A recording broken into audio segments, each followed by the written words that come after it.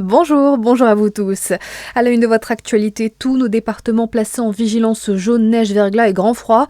En cas de difficulté, la préfecture du Jura rappelle de composer le 115. En cas d'urgence vitale, vous pouvez composer le 15 ou le 112. Prudence à vous. Un second foyer de grippe aviaire détecté en Côte d'Or à Genlis, près de Dijon. L'influenza aviaire qui avait déjà touché 500 volailles à Touré-sur-Ouche en octobre. Une zone de protection de 3 km autour du foyer a été actée.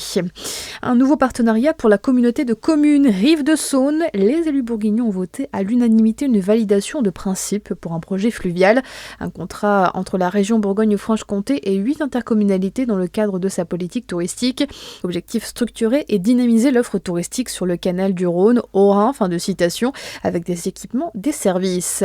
Dans le reste de votre actualité, une seule voix pour et plus de 400 contre. L'Assemblée nationale rejette à la quasi-unanimité la partie recette du budget. Un vote sans surprise, mais qui rend très incertain son adoption avant la fin de l'année. La ministre des Comptes publics, Amélie de Montchalin, dénonce l'attitude des extrêmes qui ont, selon elle, choisi de faire adopter des mesures inapplicables au détriment des compromis. L'ensemble du projet de loi part donc pour le Sénat qui s'en saisira dès la semaine prochaine en repartant de la copie initiale du gouvernement.